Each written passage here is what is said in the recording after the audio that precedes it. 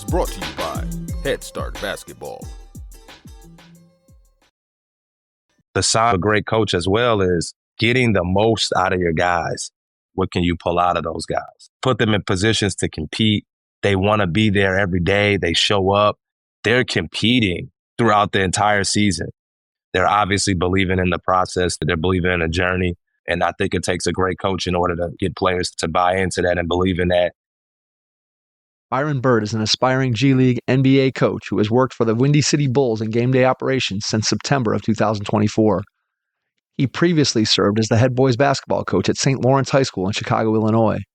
Byron also spent 2 seasons as the head coach at his alma mater, Stephen T. Mather High School, before landing the job at St. Lawrence. Prior to taking over the Mather program, Burt worked at Beacon Academy in Chicago as the head boys basketball coach and assistant athletic director from 2017 to 2018. Burt has worked as a coach at the youth level since his playing days and currently helps to oversee Chicago Hoops, the AAU program that he started back in 2016. Byron played his college basketball at Loyola of Chicago for Coach Porter Moser. On this episode, Byron and I discuss what characteristics make for a great NBA coach. Hey, Hoopheads, imagine having your team's entire development, training, and analytics in one place. That's the Dr. Dish Training Management System, TMS, the ultimate coaching platform that transforms your shooting machine into a complete player development engine. Track every rep, drill, and player. Assign custom workouts, use shooting maps, leaderboards, and progress across your entire roster, all in one dashboard. Build accountability, unlock smarter reps, and take full control of your team's growth. Feed your fire at drdishbasketball.com.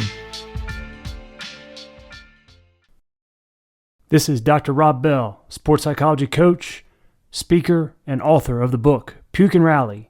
It's not about the setback, it's about the comeback. You're listening to the Hoop Heads Podcast. Coaches, you've got a game plan for your team, but do you have one for your money? That's where Wealth for Coaches comes in. Each week, we'll deliver simple, no-fluff financial tips made just for coaches.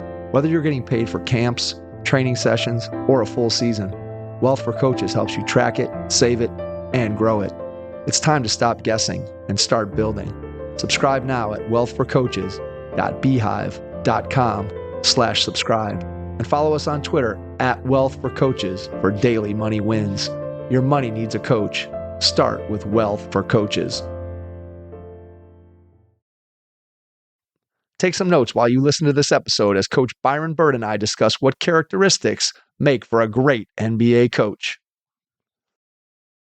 Hello and welcome to the Hoopheads Podcast. It's Mike Klinzing here without my co-host Jason Sunkel this morning, but I am pleased to welcome back Byron Burt, aspiring NBA, G League coach, guy who's been doing a lot of different things in the grassroots basketball space, and a former high school coach. We're going to jump on today to talk a little bit about what makes a good NBA coach, debate that back and forth, talk about some of the different characteristics, some of the experiences that Byron's had. Byron, welcome to the Hoopheads Pod. What's going on, Mike? Appreciate you for having me on. It's real good to be back. Absolutely. On. Excited to have you on for, I believe this is time number 3. So you're getting up there towards the top of the rankings of most frequent guests. So always good to have you on. Good. Always find a conversation to be interesting and enlightening. And you've obviously had a lot of interesting experiences since we last talked you were trying to make your way into an opportunity to coach at the professional level. So just kind of give us an update on where you're at, what you've been doing for the last couple months. And then we're going to dive right into our topic. Yeah, man. Still in the process of, trying to get in, but, still currently working with the Windy City Bulls. So it's been a real cool experience just going through everything, having the opportunity to go to other practices, having opportunities to, still go to summer league and, talk with more different people. That's been a pretty cool experience. We also took our AAU program to Canada. They actually got to go to Canada this summer. That was my first time going to Canada as well. So that was pretty cool. And that's pretty much it, man. I've just been doing a lot of other different things, traveling and checking out practices. I'm still I'm helping out my friend who's the head coach at Oak Forest in Illinois here, helping him out a little bit when I get time and helping out with his feeder kids and then helping out with his varsity kids. So literally I'm like all over the place right now, but obviously still trying to, get a position, in the NBA, reaching out to a lot of people. It's crazy too that you get a lot of responses from a lot of general managers in the NBA. I get a lot of responses from vice presidents and basketball operation people. So it's good to just continue to keep getting out there. I think that one of the things that I've found through the podcast and people who have listened to me have heard it numerous times, but I'm always kind of amazed again, just how willing and open people are at whatever level of basketball to at least connect with you, right? And maybe they don't always have a job for you, but the fact that even somebody's going to take the time to respond when you're reaching out to them about potential open positions. And, we've all been in those spots in other industries where you send something out and you never hear anything back. And I think in the basketball space, so often you hear about guys who just are, again, you're building those relationships, you're building those connections, and hey, maybe I don't have something right now, but I'll keep your name in the back of my mind. And if I hear something that might be a fit for you, share that with somebody else. And I just think that the basketball community is pretty unique in that way in terms of being supportive of guys who are chasing their dream and want to get involved in the game, because everybody ultimately loves the game and wants to see it improve. And the way you do that is by bringing everybody along with you, right? It's not just clawing your way to the top and leaving people behind in your dust. It's sort of lifting up everybody together. And I think that gets back to what we thought about in terms of a topic today, which is what makes for a good NBA coach. And now you've had the opportunity to go and see a bunch of practices with different organizations, with different coaches. So just give me your first impressions. When you say what makes a great NBA coach, what are the first things that come to your mind? And then we can kind of talk through some of those characteristics. Yeah, for sure. I think for me, I think it's different though. I think it's opinionated for sure. It's really about what you value kind of as a coach. I look at it like when I first went into a couple of these practices, for me, the relationship part was something that like I've always valued as a coach. Like I've always felt like that would be like the number one thing on a list that would describe what makes it. It's so many things that go into being a great coach, but for me, that would be like the number one thing in there is how well are you able to deal with people, work with people. I wouldn't even say deal. How well are you able to work with people and just able to build that positive relationship with them to where you can coach them to the best of your ability. You can be honest with them. You can hold them accountable. And also just, giving the players an outlet, to be able to feel comfortable enough to come talk to you. I think that's great. So, just looking at a few of the NBA practices that I went to, that was something that I tried to, scoop out first was the coaches' just relationship with everybody. I recently got to go to Utah Jazz practice, and you can see it immediately as soon as you walked in the building that Will Hardy values relationships. I went there 2 days. He literally walked up to everybody who was in the gym, and he shook their hand and he introduced themselves. He had some quick conversation. Obviously, they were in practice, but like you can tell, like the relationship part is so important to him, and you can see it with his players. Like he did an amazing job, like throughout the practices, just talking to each player, like as they're stretching, as they're warming up, as they're coming out of the weight room. He's having these small-sided conversations with them. And, I didn't get to hear all of them, but, some of them weren't even about basketball. The ones that I did get to, see his interaction with them is just about daily check-ins about what's going on in life, how things are going at home with the family, and some of them are jokes, what I mean? Just making the environment real light. And, that the practice there, you can tell that, the players they love playing for him. It was exciting. They relate to him well. They were able to conversate, back and forth when if there needs to be an adjustment or something like that. So when I look at great coaches, like that's the first thing I'm looking at. Like, man, like can you build that relationship? I think that's important. I do think that is key for sure. Yeah, I agree with you. I think the relationship piece is huge. I think when you look at the way that the coaching profession has evolved over the last 20 years. And you think back to, I guess the prototypical guy would be Bob Knight at Indiana, right? Somebody who, this is the way you're going to do it. We're going to do it this way. If you don't do it this way, I'm going to be very angry and upset with you. You don't get to ask me why. You don't get to question or challenge me or bring your own ideas. It's just, this is the way things are going to be done, and we're going to do it this way. And not that there weren't relationships. I know there are a lot of former players from Coach Knight who have built tremendous relationships with him.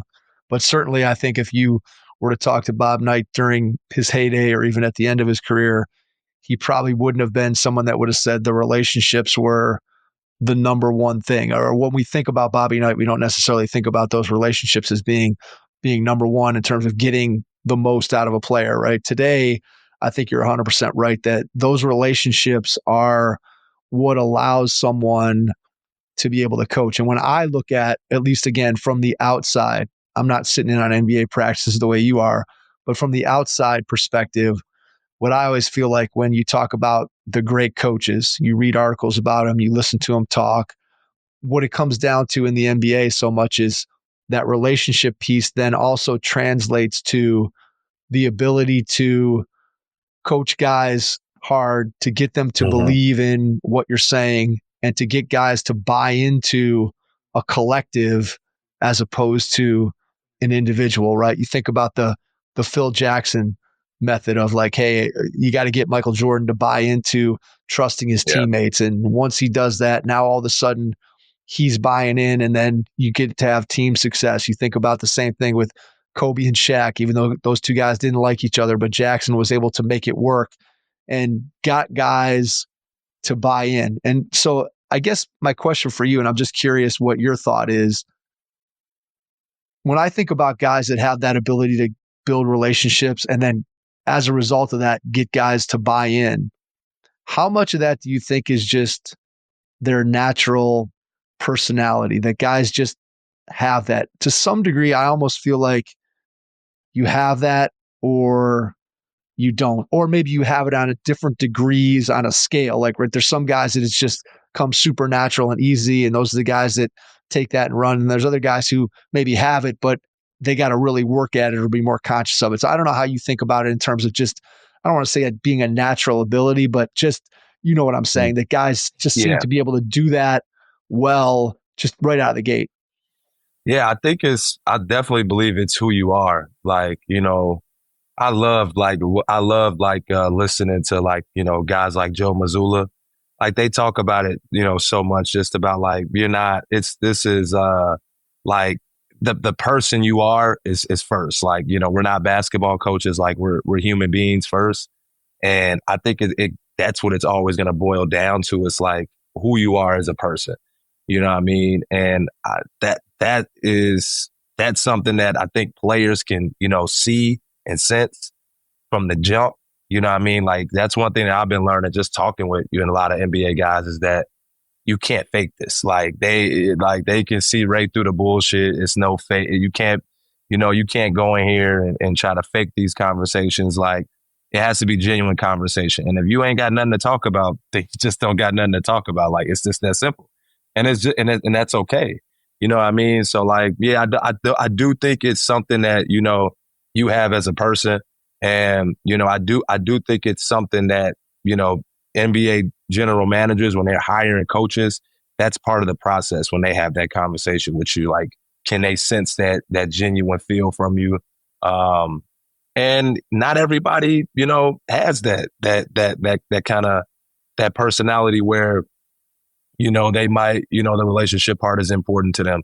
I think in some coaches in NBA that's just like, you know, I'm an X and O guy, and this is just X's and O's, but I just feel like it's hard to get your locker room to buy into the X's and O's when they're not bought into the person first, you know? And it's a little bit different too when you go in NCAA because it's a business. So at the end of the day, like even though you don't like the person, you still have to get your job done because you're getting paid a lot of money.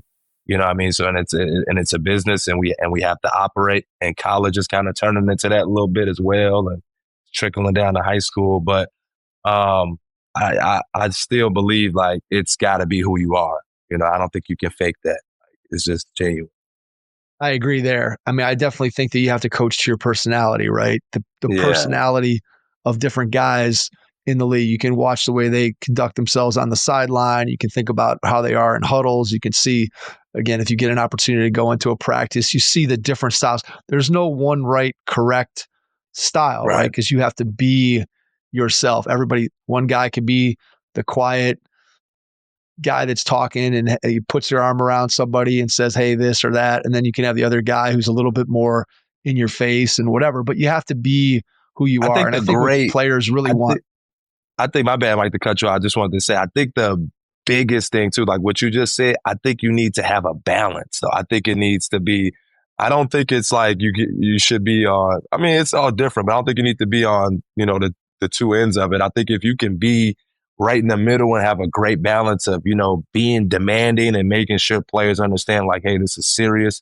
We have to get this done and we have to execute and be on top of that. But at the same time, you have to understand like mistakes are going to be made going through the process. You have to be patient with players.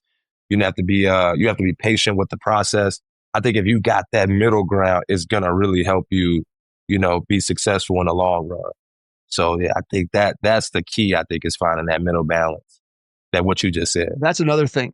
That's another thing too, when it comes to understanding what your team needs or what an individual player needs in a moment, right? And that goes back to relationships where I know a player, I know what drives them because I've gotten to know them not just as a basketball player, but I've gotten to know them as a person. And so when you have that, sometimes hey, this guy needs a kick in the pants right now, and maybe this guy needs me to put my arm around him. And like you said, either way, the good coaches know how to demand accountability, right? And get the guy to do what it is that they want him to do. And that comes back to, for me, leadership. And then I was thinking about what you said in terms of some guys just X's and O's and we're doing this, and maybe that relationship part, I don't know, isn't as important to them or maybe isn't as natural. I think of it when you talk about NFL coaches, right? And there's guys that have been great offensive or defensive coordinators. And those guys have the X's and O's on that side of the ball. They've got that down. And then they get promoted to head coach and they're not nearly as successful as a head coach, right? Because for whatever reason, the leadership or the organization or the ability to manage a bigger group of people isn't there. And I think that when you talk about a coach at the NBA level, specifically talking about a head coach, right? There's a lot of people that you have to manage. You have to manage the players. You got to manage your staff. You got to manage the media.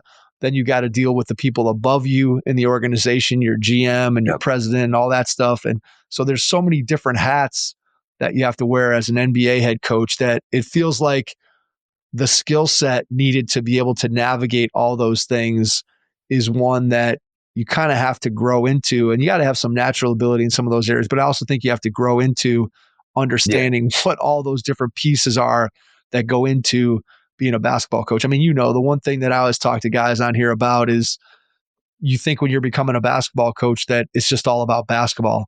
And you very, very quickly realize that there is a lot more things to it than just dissecting film and coaching basketball. There's so much of it is psychology and organizational management and all these kinds of things. And so it's just very interesting to me when I think about, again, the difference between somebody who just is in the film room and has the ability to dissect X's and O's versus the guy who can then take that and translate it to his team and get his team to buy in and believe. And I think that still goes back to what you talked about in terms of relationships.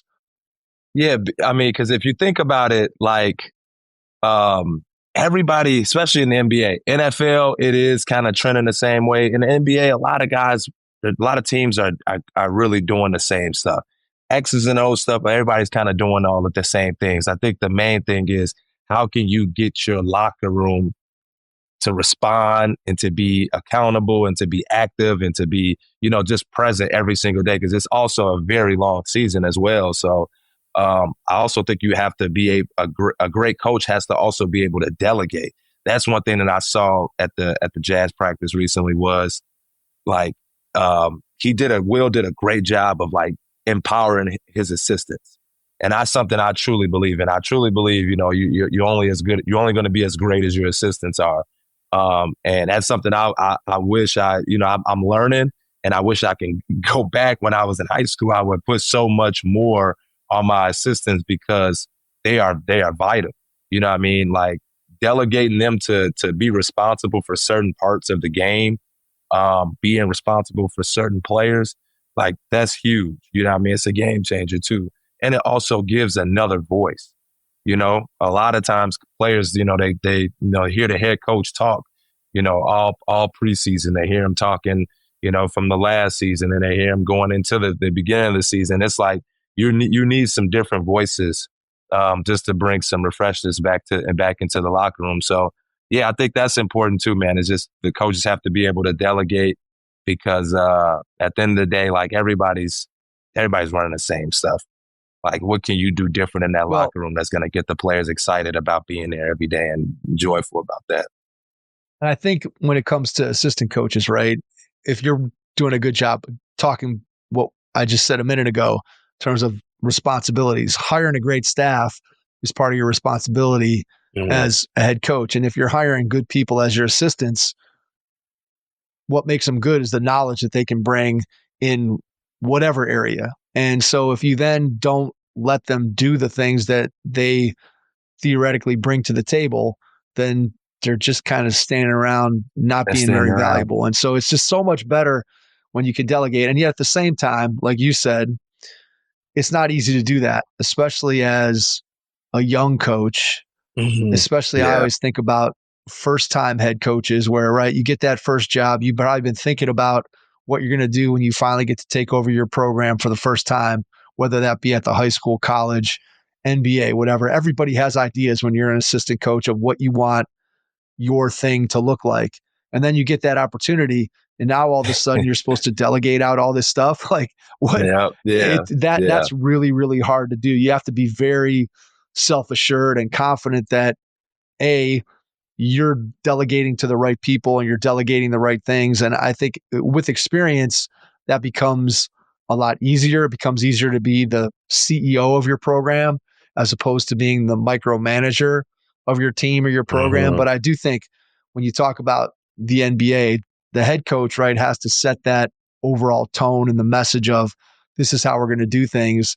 And then, you got to leave some of the detail and some of that work to your assistant coaches and be able to allow them to have the space, whether it's in the practice floor, whether it's on the practice floor, whether it's during games, whether it's talking to players in the off hours, whether it's through film, whatever it may be, you got to be able to leave some room for those guys to have things that they can do and be responsible for, to help your team and your program be better, but then also just for their own development, right? Because I think one of the responsibilities, and it probably is maybe, I think when you look at the NBA, you think about like the Greg Popovich tree, right, of coaches that have been part of his staff that were in San Antonio that have now gone on and found success in other places. So you wonder, like, if you could have a conversation with Popovich, you wonder how much of his thought process every day was in developing those people for the opportunity that they were going to have next. You wonder how much that was actually on his mind versus just, hey, I'm trying to maximize what we have here with the Spurs and give all these guys the opportunity. Be interesting to pick his brain and know what the balance was between those two. Yeah, I think when it comes to, Pop he's in a whole different category. I think when you think of like the young coaches, when they're picking their staff, I think their focus has to be like fit. It has to really, that's what the NBA is becoming anyway in terms of players, coaches. Everything has to fit now. It's like you can't, if you're a head coach, you just can't go hire, someone that's been a head coach and they don't really fit with what you got going on. It's becoming more about fit than just, just the overall talent. But when you're talking about somebody like Pop, though, I'm sure Pop, when he first got started, that was probably a important thing for them. He wanted to get guys around him that, that maybe can fill in some of the blanks that he was missing, that can do some of the things that he was missing. But as he started to get established, and any coach that gets established, it no longer becomes about fit. It's about you coming in here. We're gonna put you to work, and you're gonna become what we are. Like you're gonna do what we tell you to get done, and it's just that simple. You know what I mean? And it's Pop. So, a new person coming in and Pop's telling you to do this, you go figure it out. You know what I mean? You go get it done. Yeah. Ain't no if oh man, this is not my fit. It's like, no, I'm finna get this done. So I think when you got somebody established like that, that the kind of fit stuff go out the window. You kind of become what they are already. You know what I mean? Like I think of like the Warriors. Like, I think Steve Kerr is great too. I think he does a good job of, resurrecting people, giving coaches another opportunity as well, especially a lot of head coaches that've been in college or in the NBA. He gives them a big time voice with that. But I still believe that they still have a culture where this person's coming in and Steve Kerr knows that they fit well within this organization. But I mean, Steve Kerr has a little bit of different coaching style, I believe, than Pop. I think his team is more player led. I also think Pop's was too, but I think Pop had a little bit more of a stomp on his foot. So, I mean, yeah, like all those things I think is important, man. And it's other attributes too that go into, being a great head coach. I was told you, I was kind of like talking with my friends about it. We was kind of having a debate about it where it just can't be about the winning, but it has to be about the player development. It has to be about, the organization of it, of how you're running your practices. It has to do with being able to make adjustments mid-game, you know what I mean? And it just can't be just about winning, just the regular season games, but obviously getting your team to the playoffs, making runs in the playoffs, figuring out different combinations where you can attack different people, different teams. So all those things I think goes into being a great coach. I don't think it's just one thing, but if it's all about what you value though, I think that's the most important thing, is about what is important to you. Well, when you think about what somebody values, and you gave two examples there, you think about Greg Popovich in San Antonio, right? Who's the guy that, from a playing standpoint, is most associated with Pop? Tim Duncan. And then you go and you think Steve Kerr, right? And who's most associated with Steve Kerr and the Warriors? Steph Curry. So those two guys, when you think about, and this goes back to what I said about Phil Jackson, right? That your star player and your coach at the NBA level, when you're talking about guys who have longevity, right? It can happen on a shorter stint. But when you're talking about longevity, guys who have been together for 10 plus years, you can be pretty sure that head coach and that star player are in lockstep in terms of what they want that culture to be, right? You talked about in San Antonio, we're not bringing in guys who are bringing their own thing, right?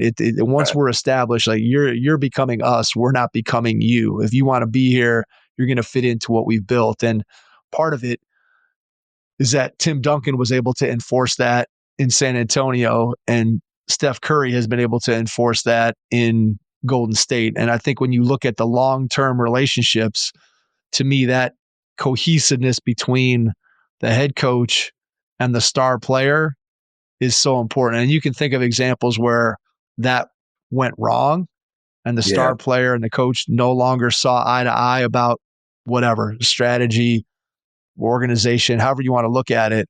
And when that happens, quickly that team fractures, and chances are the player's not getting fired. The coach is going to be out of a job. And so I think in the NBA especially, it's so important to be able to build that relationship with your franchise's best player. And it goes back to the top of our conversation. How do you do that? You got to invest. You got to invest in the player first. Get the player to understand that I care about you as more than a person, or as more than a basketball player. I care about you as a person. And then together we can go and build this. And like I said, it's so hard to know, like, does that naturally happen just because of the person Greg Popovich is, or the person that Steve Kerr is? How much do they have to work at making sure they're building those relationships? It'd be interesting to get inside their mind of how much of it is just, I just know how to build these relationships. It's not anything that I'm consciously going through and saying step 1, step 2, step 3, or how much is it just them really being conscious and going through and working on it on a day-to-day basis? Does it come natural, or is it work for those guys? That's the question I'd want to ask them probably. Yeah, I would think it would. I would think it would be natural. I would think that would be just something, that just comes from a want standpoint, like just being around. And that's what this game is about. It's just about, the people. You know what I mean? Like, there are some fantastic people out there, and just getting to know them and what they're about, you know what I mean, is great. You know what I mean? You built that love for that, for that player, the person that they are. And that's what this is all about, man. At the end of the day, it's like, it's gotta be about, people. And, I think with also a thing about being a great coach is understanding, like you just said it, understanding that, you're a great coach probably because you have a great player. Like, that's important too. Understand that, like, the players, are making a lot of the coaches, better than what they seem, especially, at the NBA level. I think the more you can, humble yourself as a coach and make it about, the overall group and understand, like, this is working because we have really good players. We have great people. We have great players. They're competitive. They're showing up every day. They want to get better. They want to win, and that's important to understand too, in order to be a great coach. Like, you got great players. Like, you don't mention, like, Steve Kerr, I think he even said this about, like, if he doesn't have Steph Curry, he doesn't think that, like, his career goes the way it goes. You know what I mean? So typically when you see great coaches that win a lot of championships or that won championships, you always usually associate it with, really, really good basketball players. So that's important to understand, is like, you're not bigger than a team. Don't think that as a coach, it's about you. You know what I mean? We kind of seen how that goes a little bit with the Tom Brady and Bill Belichick. I know me and my friends used to have that argument about Tom Brady and Bill Belichick, which one's more vital to the organization. And then Tom Brady leaves and goes to Tampa and win, and it doesn't go too well for Bill. But that doesn't mean that Bill's not a great coach, for sure. But you need great players, And that's some advice I got actually going into high school. I actually got some advice going into when I first got my head coaching job. I went to go meet with some other high school head coaches, and I sat down in the meeting with Gary DeCesar. At the time, he was the head coach at St. Rita, and the first thing he told me was, he said, "I don't care how good of a coach you think you are, if you don't have any players, and doesn't matter." You know what I mean? And that stuck with me from a very long time. It's like, yeah, you could think you're a great coach, but you need some guys. You need some guys.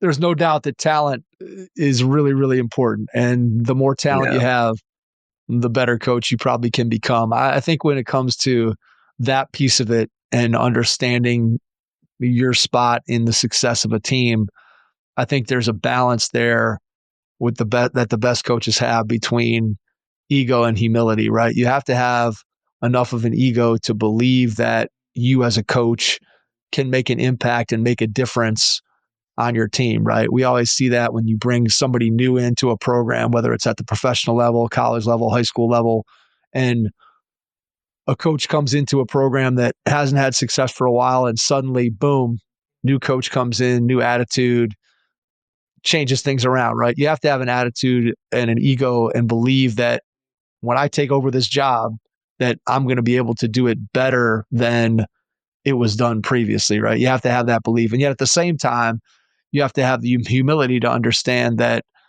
if my three best players leave as free agents, or my GM makes a terrible trade, or whatever it is, and suddenly my talent level is lower, I have to be able to understand and expect that, look, there's some humility here, that if I don't have the players, there's only so much I can do. Like Will Hardy is honestly a great example of this, right? Because I think his reputation around the NBA is extremely high.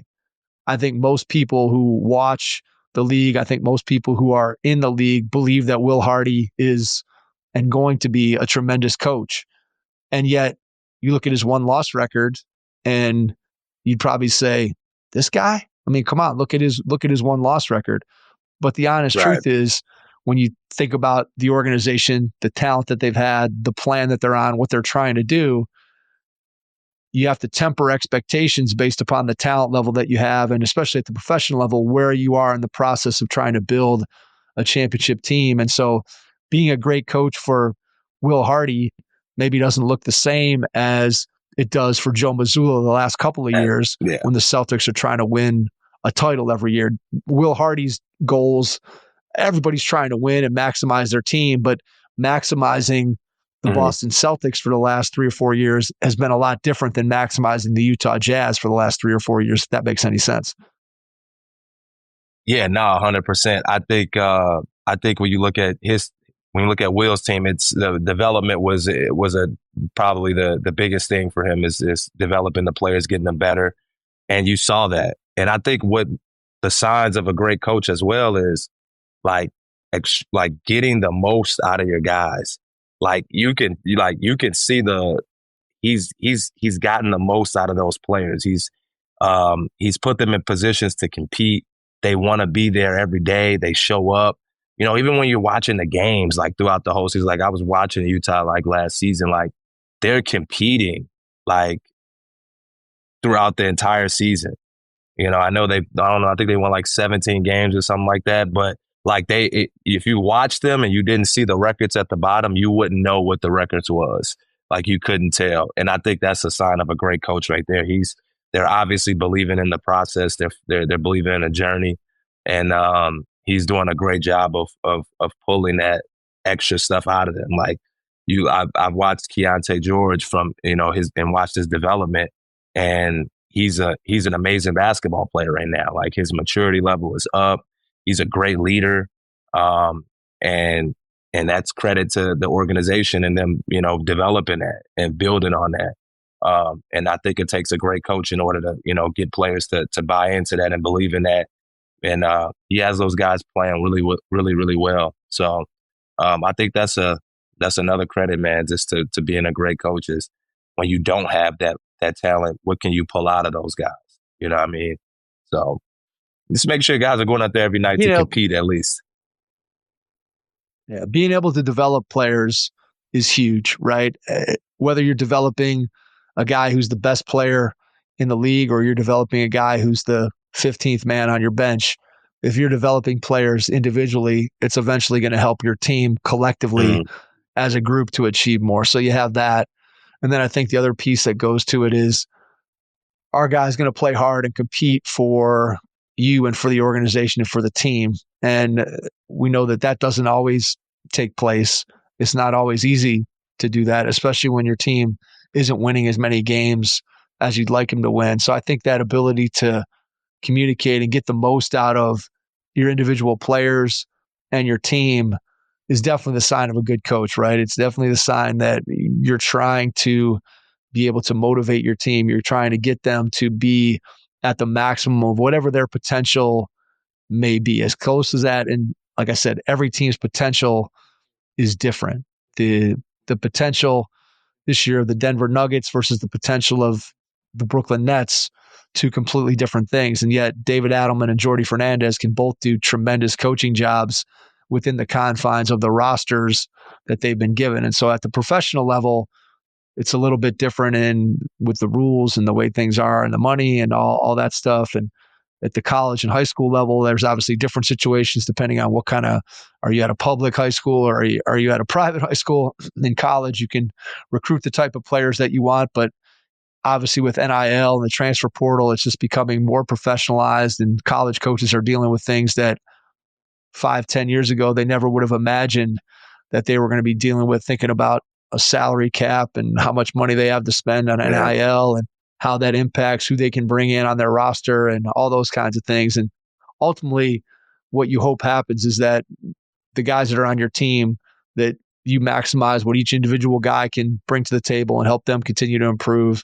And then can you build those individual players into a cohesive group that plays for one another? And I know that's one of the things that the colleges are struggling with a little bit this year, or I should say just in the current era, that professional teams have always had to deal with to some degree. And that's just, it's almost like it's a year to year, I'm building a team and then I got a whole new team the next year. And the NBA turnover isn't quite that dramatic, but clearly there's changes, whether it's a huge trade at the front end of your roster or just the guys at the back end of the roster turning over.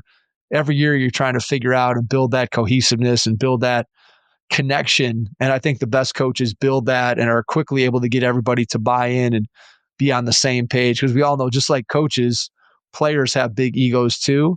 And Yeah. so no matter what you say, you've got to get guys who are your best players to sublimate their ego for the betterment of your team. And that's not always easy to do. And again, circles back to what? Relationships. You got to have a guy that believes in you so that I'm the best player on a team. Why shouldn't I take 25 shots a game? Why do I only need 19? How's that going to help me? How's that going to help our team be better?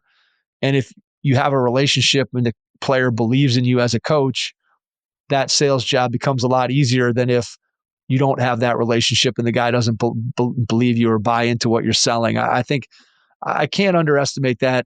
In the NBA, to me, that relationship between the coach and the star player and whether or not that star player buys into what the coach is doing, to me, that is so, so huge because the money in the NBA that players make is so big. Not that the money that coaches make isn't big too, but it's certainly nothing compared to what the players make. And so ultimately, if there's an ego battle between the coach and the player, unless you're a Greg Popovich and you've been in San Antonio for 20 years, you're probably, and even then, you're probably going to lose that battle to the player eventually. When we're talking about stars. And so you got to figure out a way to coexist on the same page. And I just think the best coaches do that better than anybody.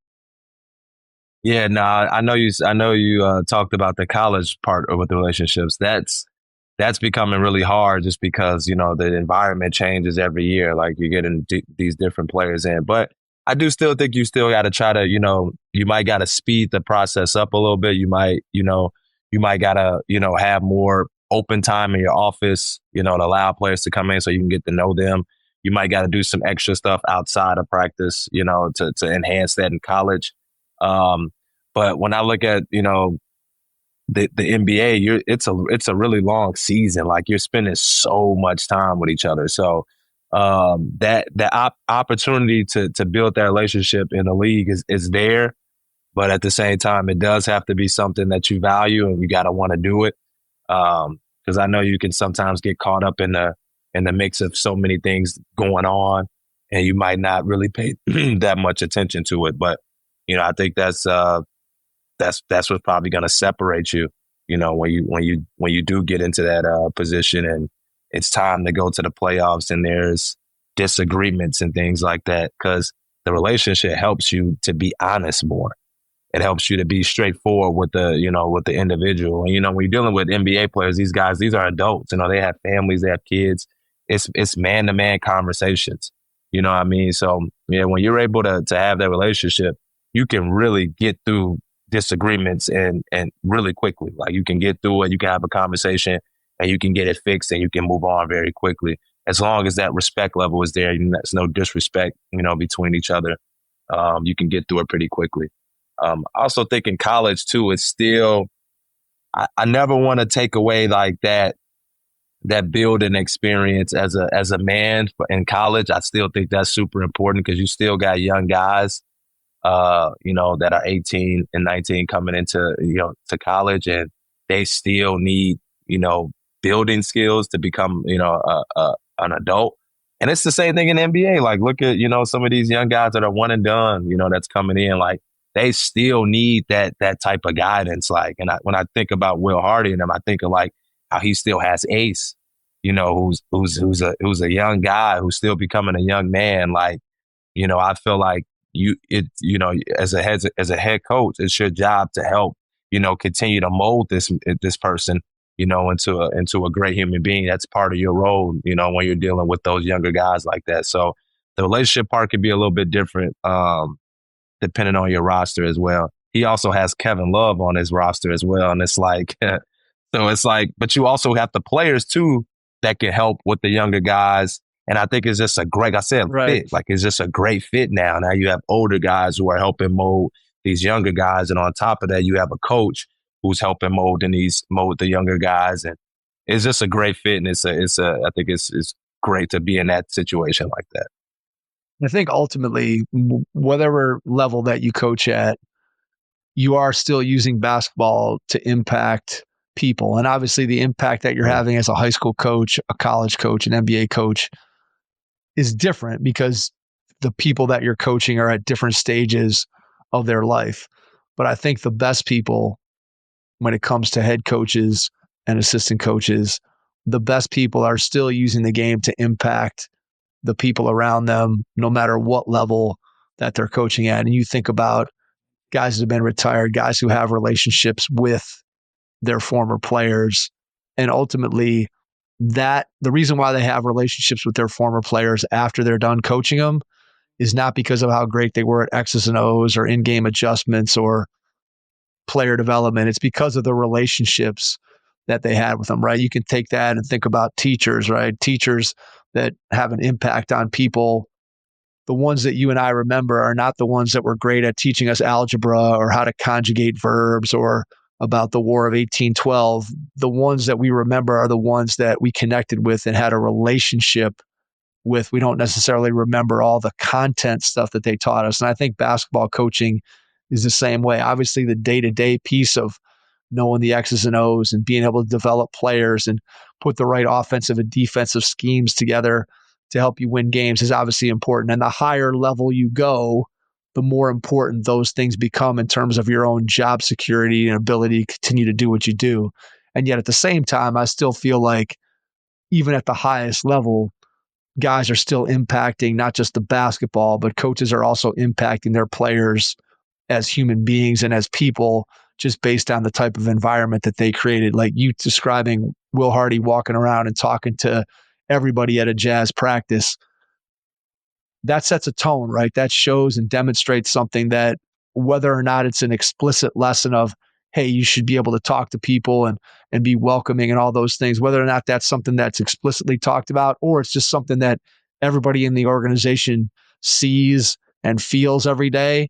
And then there's a trickle down, and that has an impact on people. And so I just think that by utilizing the game to teach more than basketball, I think that's an important part of coaching at every level. And again, sometimes it's done specifically like, here's the lesson that I'm trying to teach you about life. Sometimes it's just the way I go about my business that you see and learn from just what you're seeing every day. You learn from watching what your head coach does and how they interact and the way they go about their business. And there's lessons to be learned there. So I think all that stuff is hugely important. Now, I want to ask you about something that's, veering away slightly from the people relationship side of it. Because when I think about NBA coaches, one of the things that oftentimes causes NBA coaches to lose their job, and you mentioned it very early in our conversation today, was the ability to make in-game adjustments, right? I think about last year, right? Tom Thibodeau, people saying, oh, he's stubborn in the way that he uses his bench. He's not creative offensively.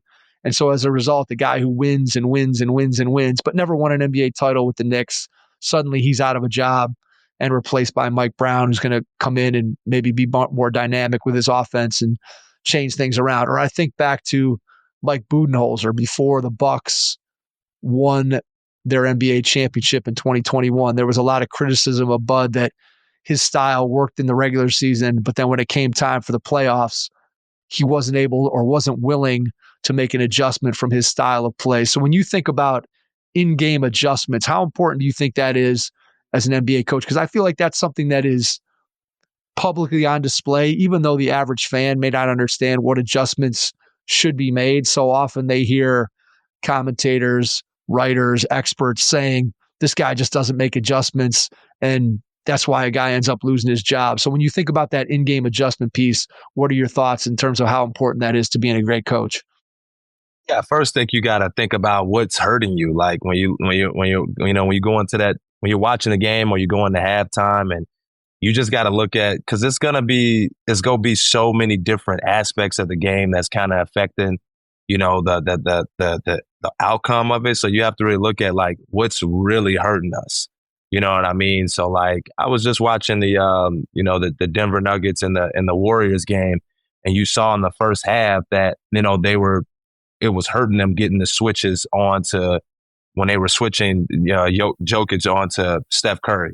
Like that was just it was hurting them. It was getting them in pick and roll situations. It was putting them in a disadvantage on defense.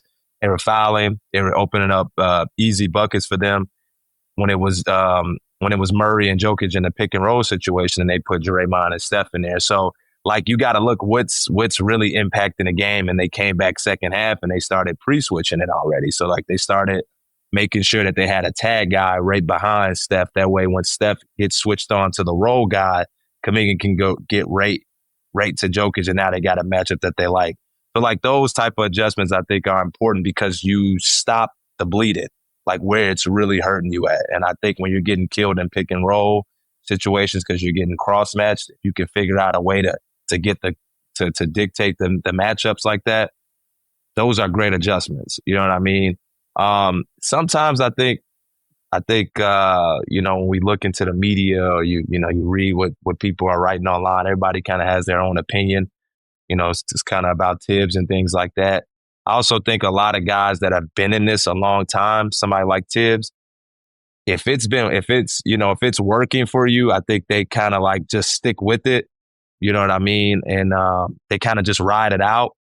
And you watch the game, and it's not like when you watch the Knicks play, it wasn't like they were getting killed. No, it was like it comes down to a couple possessions at the end of the game, and it's like how many adjustments was probably really could have been made. You know what I mean? It came down to a few possessions at the end of the game, and it's just just trying to execute within those 3 or 4 minutes, and be solid on that end right there. But I think when you're making adjustments, it's important to have a curveball. You know what I mean? Just try to always keep a curveball in your back pocket.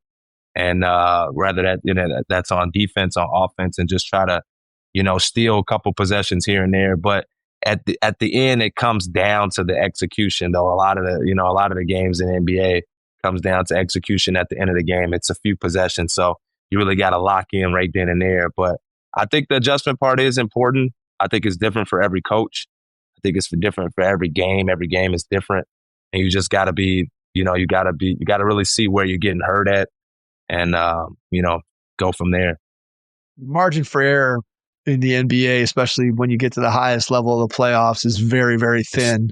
Yeah. And I think part of what being a great coach in terms of making in-game adjustments is that you have to put the prep in before the game starts, right? To try to work through and think about and be creative in terms of, hey, what could happen in this game, and be anticipating what maybe another team could throw at you. And obviously there's always things that could come at you that you're not prepared for. And so you got to think on the fly.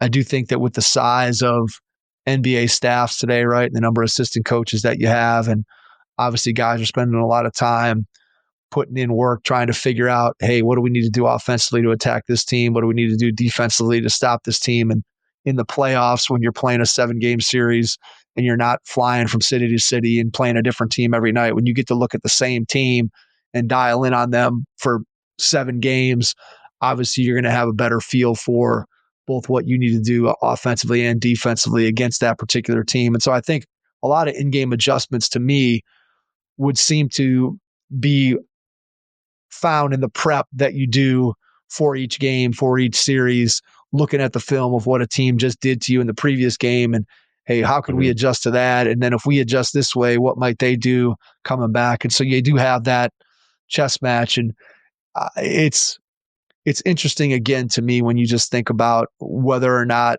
those in-game adjustments, as you said, 3 or 4 possessions, is it the coach? Is it the player's execution in a given moment? Yeah. The coach is always an easy scapegoat, right, for player execution and whatever. And it's the coaching profession is such a difficult one because you just have so many different factors that go into your success. And ultimately, we talked about it a minute ago. If you don't have talent, your players don't execute. It's tough. I think it ultimately comes back on you, but man, it's tough. I also think too, like, small adjustments that I feel like can be made through games, like you said, with the execution part, like just more focus on that. I think when we hear adjustments, I think like we overthink it so much. Like we try to go into this mindset of like, so technical of like, oh, we have to, change something that we've been doing for a long time. But most of the time the adjustments are like, let's focus in on executing this specific action. Let's execute on this defensive end. let's adjust to being more physical. Let's be a little bit more physical this half. You know what I mean? Let's execute and running the floor a little bit harder, on the offensive end, trying to like execute, get into your spacing, so all of those, these are like really small adjustments that I feel like, sometimes just got to give reminders and huddles and just like, just remind them like, hey, we got to be a little more physical. Like we're not physical enough on the defensive end. You know what I mean? We're allowing them to get to their spots. And those are adjustments that can change the whole outcome of the game. And at the end of a game, it could be huge, just by being physical on one or two plays down the stretch in defense and being on point and being in position is huge. You know what I'm saying? So like, I think a lot of times people try to make sometimes I think a lot lineup adjustments are important too. Like, hey, like who do they have on the floor? Who we have on the floor? Those things are important. But sometimes I think people overthink the adjustments and they make it like, like these, they have to be these like enormous changes. And it's like, sometimes it's just some small tweaks that you got to do or just emphasize and focus on. So I've always been a believer in do what you do, especially I think at the high school and even the college level, that be really, really good at what we do. And the more we worry about what the other team's going to do, and again, not to say that we're obviously not scouting teams or being prepared and all the things that go into that, but I think you make a great point there that sometimes we just have to execute the things that we're supposed to do. If we can add 5% to just cut 5% harder or play a little bit more physical or just be a little bit crisper with this cut or have the timing be better, that all of a sudden what looked like it might have needed to be a major adjustment suddenly goes away just because we execute the things that we're doing at a higher level. And that goes back to, as a coach, being able to recognize what's missing from what your team and understanding what you're trying to execute, how you're trying to execute it, and then being able to figure out the why behind why it's not working, right? And sometimes it could be just as simple as what we just talked about. Hey, you got to cut a little bit harder. Hey, we've got to execute this just a little bit crisper. Hey, you got to get a better angle on this screen versus we got to take some big, huge scheme adjustment to change everything in order for it to work. And it's a fine line there. And as we said, the margin for error, especially when you get to the highest level of the NBA and you're talking about a 7-game series, the margins between teams and one or two plays swings everything, and how much of it is just this adjustment or that adjustment versus sometimes it's just the bounce of the ball. The key is you have to put your team in position to be able to be successful. And the way you do that is through preparation and knowledge and relationships so that guys buy into whatever it is. You got to be able to share the knowledge and they got to buy into what you're doing. And if you have those things, I think the rest of it through hard work and just energy and effort can take care of a lot of the potential issues that you may have as a head coach. Yeah, no, 100%. Yeah, I think, it's a lot. It's a lot that goes into it. I think just trying to, balance it all out as much as possible, that can help. But it's not an easy job. I think it's very rewarding though, individually though, but, as a person it's rewarding, but it's definitely not an easy job. And, it's not a lot of praise in it. I think when things are going well, I think personally coaches get a lot too much blame when things go bad, but I also think they get too much credit when things are going well. And that's why I feel like as a coach, you really just kind of got to stay, even keel. But when you get to take this like break away from coaching, and like I would advise that to any coaches that are like, I hear so many stories about coaches struggling, mentally going through a season or at the end of a season or even a stretch of their career where, they feel like they question if they want to do it. I would advise, if you could take a break from coaching, like when it's really, daunting on you mentally and you really feel like you can't handle it. If you take a break, you're able to like really look at it from a different lens, and then you can go back into it and you'll be ready to kill it. Like right now I'm in the mindset of like, I'm looking at so many different things differently. Like, oh man, I was in this situation. I can do this so much differently now if I can go back or if I ever end up in that situation. It's just putting yourself in a position to learn a little bit more. And then just because you take a break doesn't mean you can't go back. You know what I mean? And I'm sure a lot of coaches in the NBA, when they lose their job, those little year breaks they take, they can, find, get back to themselves. Some can jump in as an assistant coach. You can learn a lot, being an assistant coach. I'm learning, like right now, I'm learning so much as an assistant. I've never been an assistant before as a coach. I've been coaching since I was 16 and I've never been an assistant. So like I'm learning, so much, but it helps because I've been a head coach. So I know exactly what assistants should look like because I've been that head coach. And it's like, man, this is what I need from these assistants right now in order to, make this program and make our team, great and what it needs to be. So, but just being an assistant, you're learning and you're figuring out ways, and, the experience of being a head coach kind of helps with that as well. Being an assistant. But yeah, I think sometimes people don't realize like taking that break is so good for you. You can learn so much, get to talk to different people. And it just gives you a whole different perspective. So that's been my deal this past like year and a half, is that like, man, I've been telling my friends like this has probably been the best year and a half that I've had. And you usually don't say that after you leave a job. You know what I mean? So like it's been great and you just learn it so much, and that's what it's about. I think one related to that point, the grind is real during the season. I don't care what level you're coaching at. It's all consuming. You eat, sleep, drink, all of it, all the time. Your team and how you can help them be better is constantly on your mind. There's no question about that. And so I think when you do take a break, whether it's because you're between jobs or whether you just allow yourself 15 minutes, to take a deep breath and to step back, I think is valuable. And that's also when you have an opportunity, like you talking about being an assistant and being able to learn, right? I think the very best coaches in the profession at whatever level are constantly looking for ways to learn. Sometimes that's as simple as you learn from somebody who's on your staff, who's an assistant that brings something to the table, some experience that maybe you don't have, or just a different experience. I think you learn by talking to your peers. I think you learn, if you're a smart coach, you learn from players.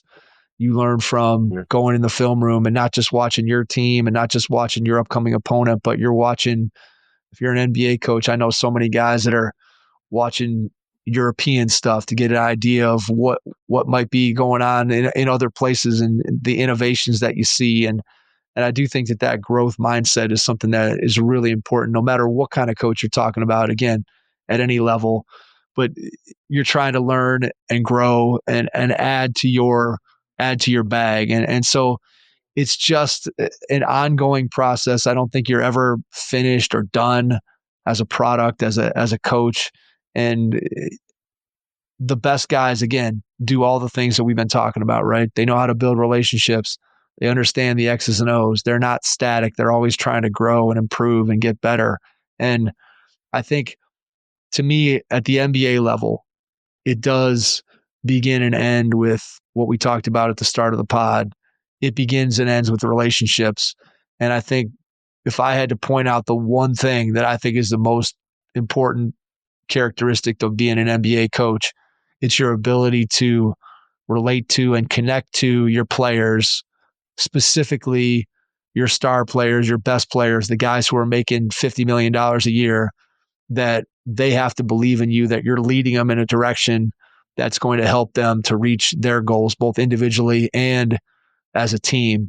And if you have that, then like you talked about, a lot of teams are running the same stuff, and not that innovation on the X's and O's and understanding all that. I feel like that's something that you can continue to learn and grow and whatever. I think I don't know if the soft skills is the right way to say it, but just the ability to connect and the ability to lead are two things that I think are the most important part of being an NBA head coach. And then the basketball side of it, obviously, if you're coaching at the NBA level, you have a great understanding of the game of basketball. But to me, the basketball side of it is almost secondary. If you don't have the ability to lead and connect with people, I don't care how much X's and O's you know, you're not going to be successful. Yeah, it's tough. Yeah, it's hard, and I mean, everybody, I think we all think that, and like I said, that's why I really believe it's about what you value. I think you have to be who you are. If you value that, then you have to ride with that. But again, some coaches will probably disagree with me and say, no, it's not relationships. They'll probably say, something else. And, you have to do what works for you, and you have to do what works for you, and you have to, hope that it fits with the team that you're working with, and it's what the guys need. So, yeah.